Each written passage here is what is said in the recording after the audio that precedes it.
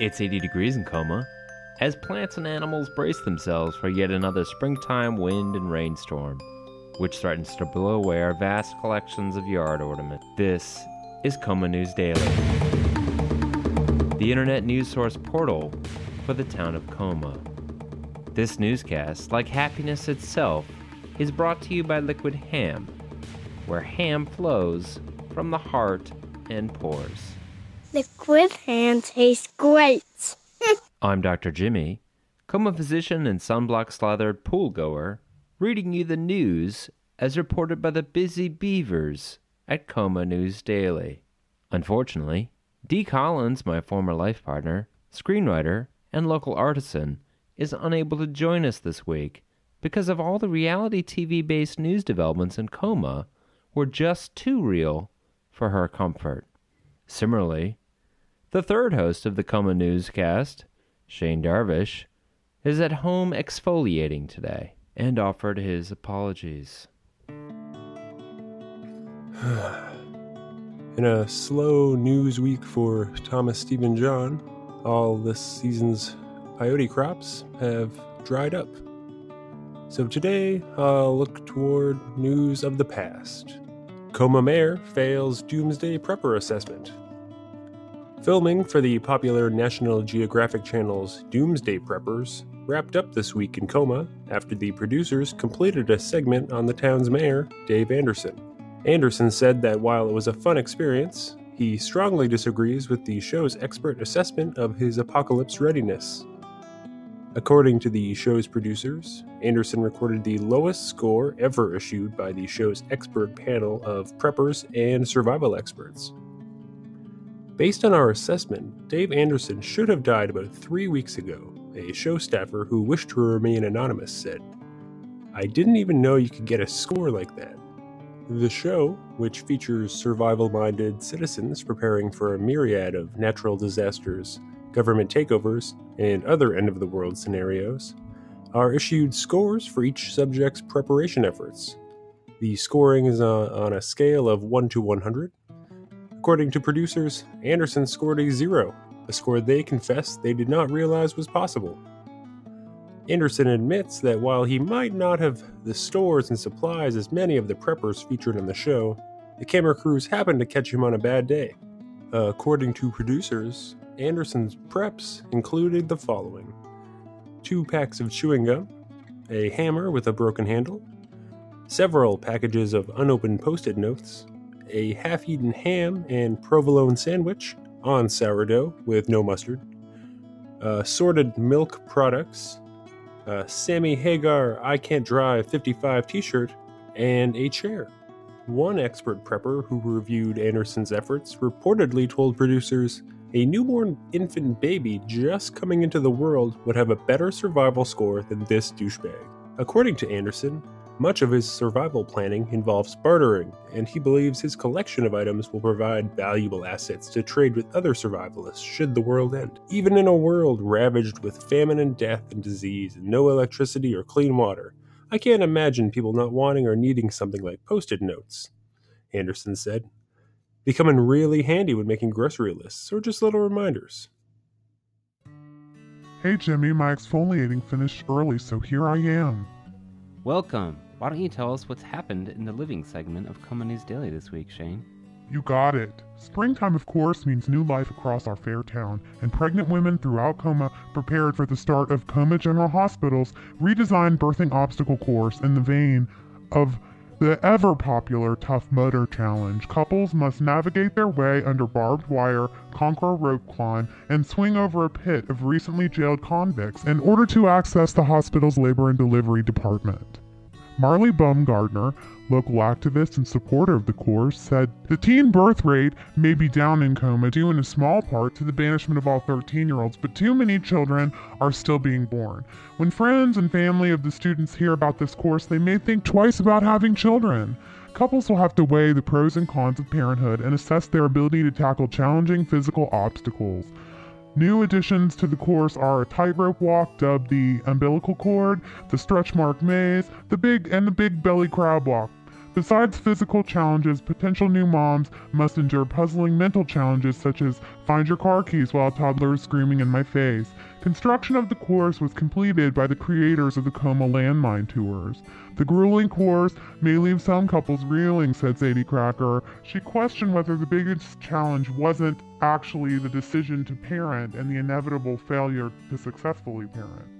Not sure what the obstacle course solves, especially since it's being subsidized by a liquor company, Cracker said about the corporate sponsor Jack's Moonshine. As always, parents who fail to complete the course in the specified time frame will be forced to deliver and register their baby's birthplace at a hospital outside of Coma. Transportation costs will not be covered. This week, we learned about a new Coma adult education course that will teach essential survival skills for sharply different environments.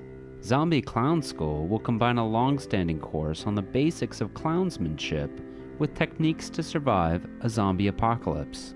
The clown stuff doesn't bring them in like it used to, and somebody mentioned that people are into zombies, so I thought, what the heck, said Bob Smith, who teaches the course. Smith, who performs as Spazzo the Clown, said he was surprised to find that two course activities have a lot in common. They're both high-pressure situations with frequently hostile interactions. Except people do not usually try to eat the performers, Smith said. The course elicited confusion from some adult education enthusiasts. Oh, I like clowns, but what's a Zambi? Said Stan Bargemeyer, one of the oldest Coma residents.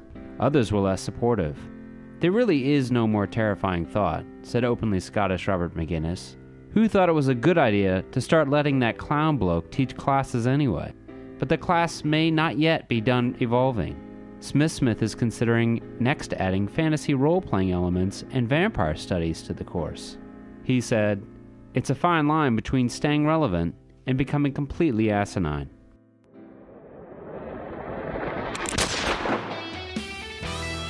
The old season's here. Bring your carcass into Jack's Used Cars and get half off any new used car. That's Jack's Used Cars, where a great deal is guaranteed or you get free beef jerky and stuff. Come to Jack's.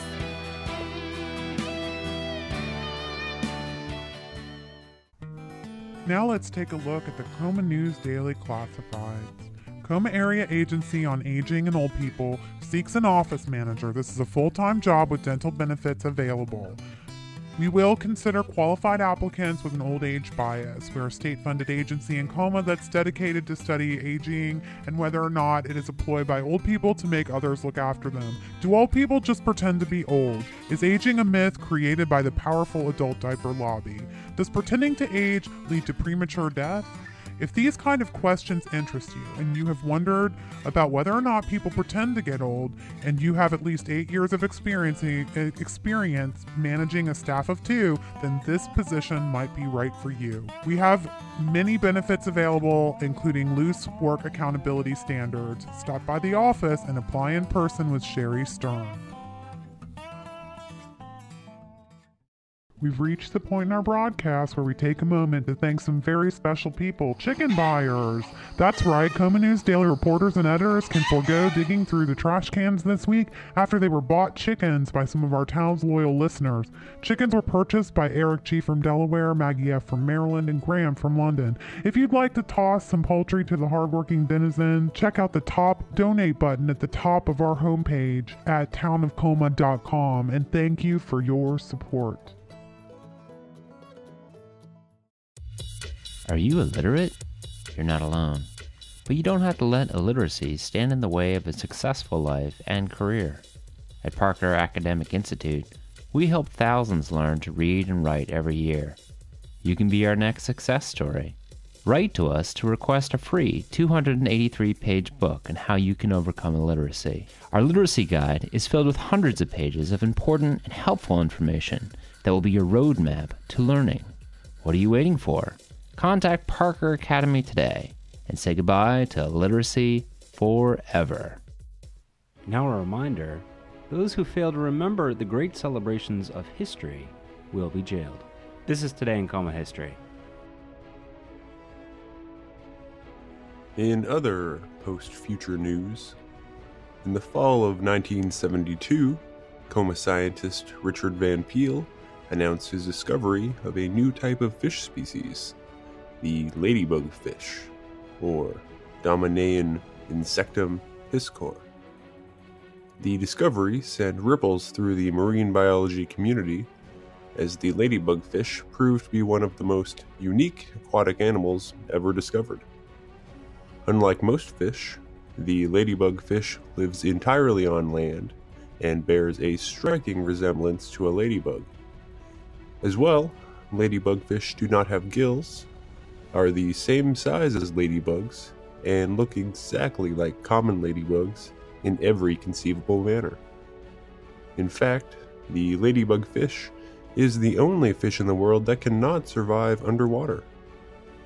Van Peel, who studied marine biology in his bedroom while holding down 2 part-time jobs, was a Coma native who later went on to serve as a nighttime supervisor at the Zip and Burger on 8th Street in Coma.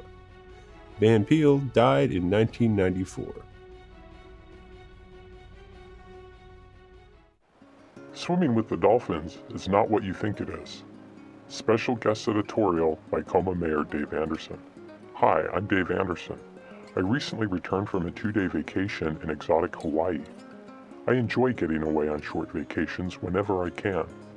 Last year I traveled to Spain for several hours, and the chance to get away from the day-to-day routines and spend an afternoon in a foreign land is a great way to recharge my battery. This was my first trip to Hawaii, pronounced Hawaii, and I was particularly excited about one of our planned excursions, swimming with dolphins.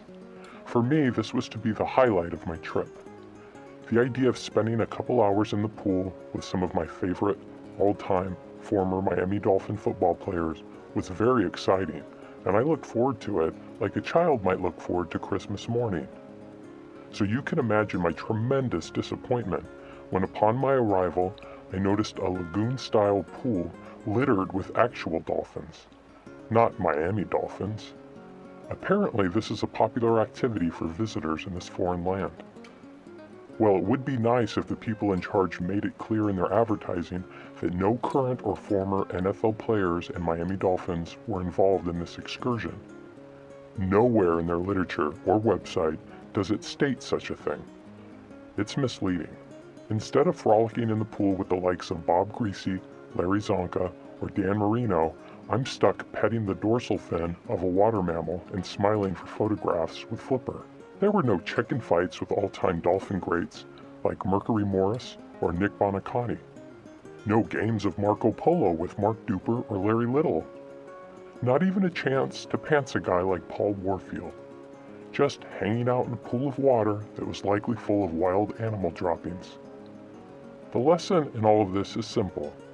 Do your homework, read the fine print, and don't get suckered into a tourist trap or scam like I did. I hope by sharing this story that others will avoid the mistake that I made. Queries and Quizzlings is an advice dispensary offered as a community service of Coma News Daily. The advice is written by Coma News Daily publisher Davis Montgomery III. Dear Query Guy, how do I get that place called Vine to come and film me? I have some really funny ideas for stories, but I need someone to film me. How do other people get their videos up there?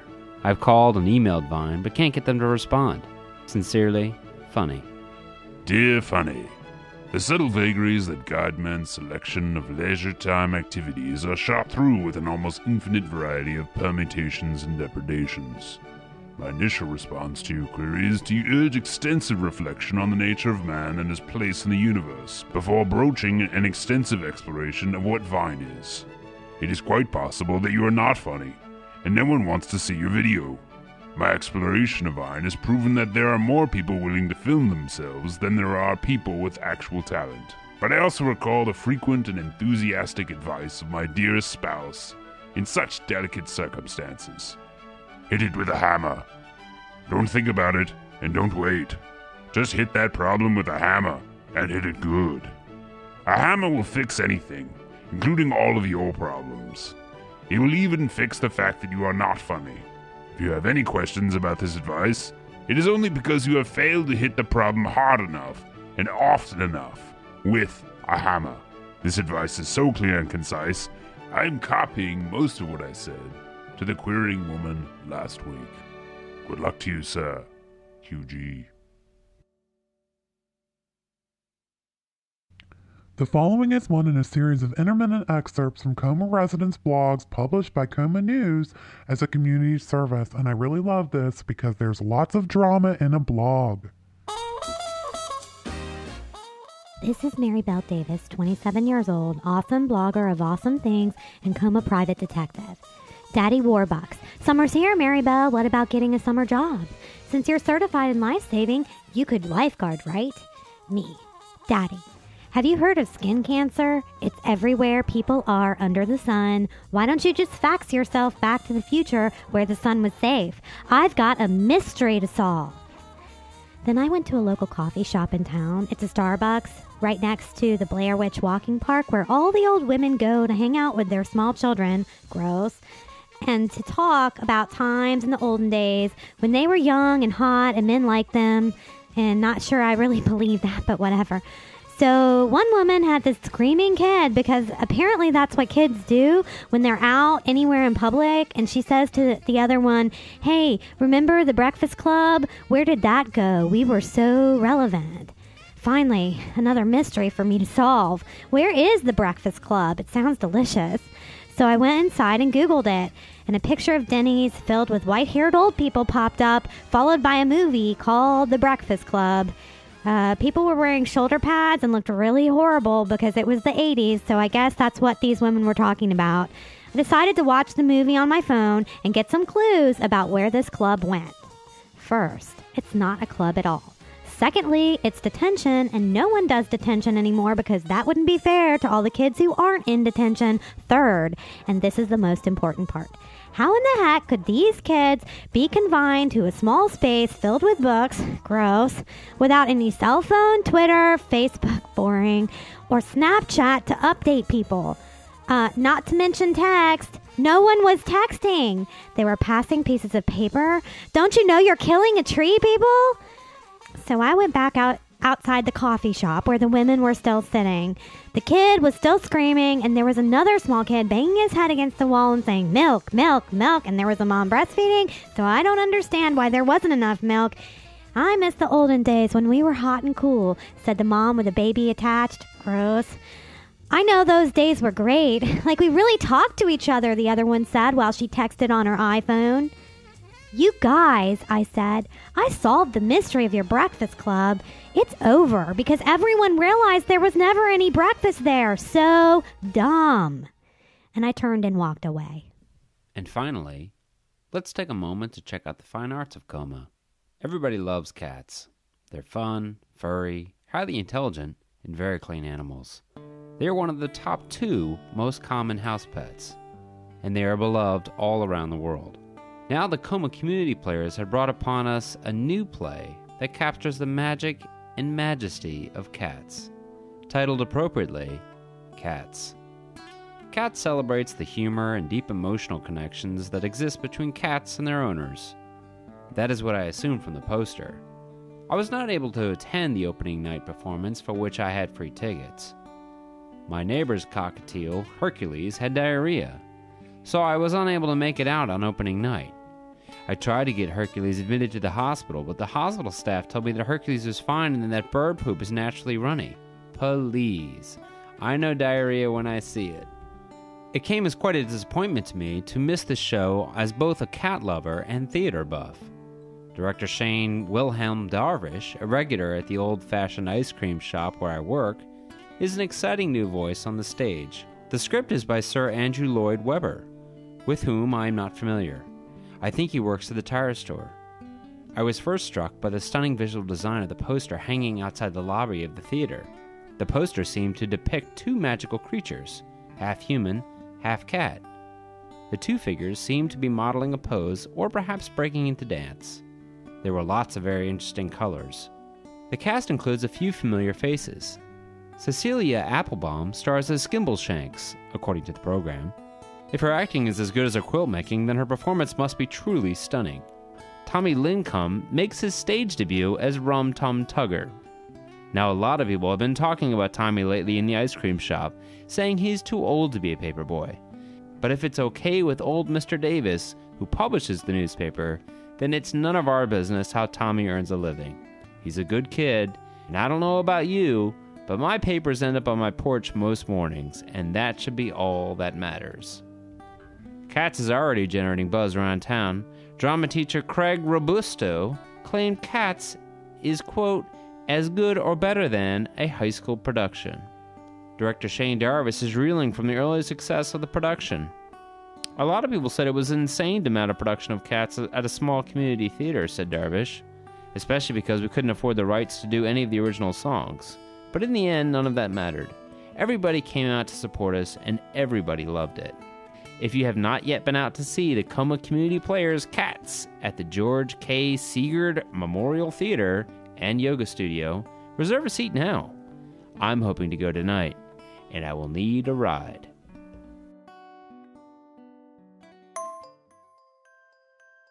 That's all the reality we have time for this week.